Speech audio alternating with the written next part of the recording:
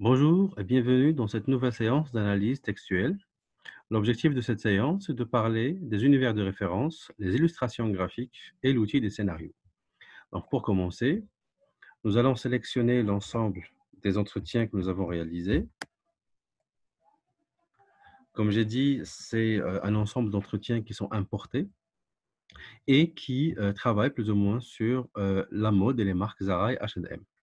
Donc ce que nous avons ici, c'est l'ensemble des univers de référence que nous avons. Donc je rappelle, un univers de référence, c'est un ensemble de mots, hein, c'est un regroupement de classes sémantiques d'une manière générale.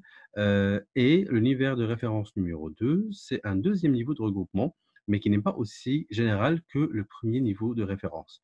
Donc, vous pouvez vous référer à la première séance où j'ai parlé du logiciel TROPS pour expliquer la différence entre l'univers de référence 1 et l'univers de référence 2. Donc là, nous avons un niveau de généralité qui est relativement important. Et donc, nous avons 438 mots ou 438 termes relatifs aux vêtements. Au niveau de l'univers de référence 2, on voit que les vêtements, c'est uniquement 165. Mais il nous a fait apparaître une deuxième classe sémantique, c'est le prêt-à-porter. Et donc, les univers de référence 1 ou 2 nous montrent un peu, grosso modo, de quoi parle le texte. Donc, on sait que c'est autour des vêtements, par la suite autour du commerce, par la suite autour de la couture, du temps, des médias, etc.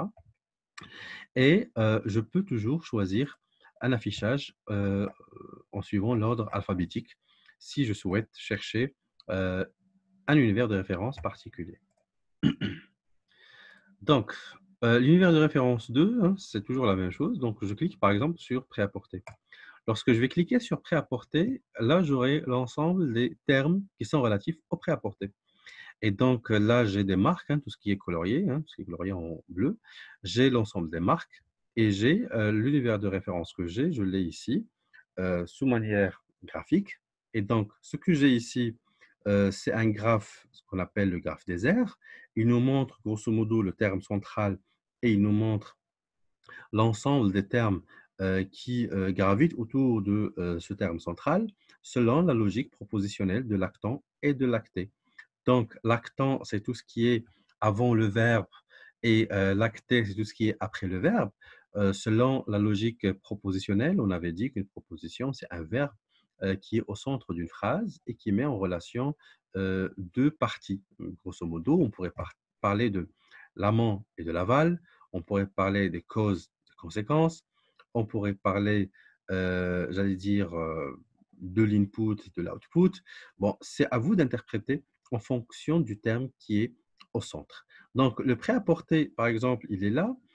C'est dans la constellation des vêtements. Hein, donc, on voit les vêtements et le commerce. Si j'ai envie de comprendre qu'est-ce qu'il y a comme indication par rapport aux vêtements, je clique sur vêtements et ce que j'aurai, c'est l'ensemble des termes relatifs aux vêtements. Hein. Et comme vous voyez, c'est ça, le terme vêtements, c'est toujours un univers de référence à part. Donc, l'univers de référence prêt-à-porter est très proche de l'univers de référence vêtements, parfait, ça on le comprend, qui sont tous les deux proches du commerce d'une manière générale et de la qualité. Donc, si je clique sur commerce, là, je verrai que j'ai des magasins, j'ai la concurrence, j'ai des vitrines, hein, comme vous voyez, et donc j'ai des boutiques aussi.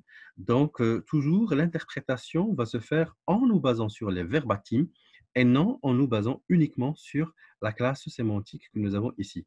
Ça, c'est très important. Pourquoi? Parce que nous pouvons changer les regroupements de ces termes, nous pouvons changer les classes d'affectation aussi des termes, et nous pouvons changer les appellations des termes hein, qui sont là. Tout à l'heure, on va passer à l'outil scénario pour montrer un peu comment tout cela s'organise au niveau de la mémoire interne du logiciel. Et donc, pour le prêt-à-porter, c'est une question de vêtements, c'est une question de commerce, etc. Mais ce n'est pas tout. Comme vous voyez ici à droite, j'ai la possibilité de zoomer pour faire apparaître encore d'autres classes sémantiques. Comme vous voyez, c'est comme une constellation, ça se regroupe. Et l'intérêt de ce graphique-là, c'est qu'il nous montre plus ou moins la proximité d'un terme, c'est-à-dire lorsque j'ai ici vêtements qui est à côté de prêt-à-porter, c'est-à-dire à chaque fois qu'il y a la citation de quelque chose qui relève du prêt-à-porter, il y a toujours une citation de quelque chose qui relève du vêtement.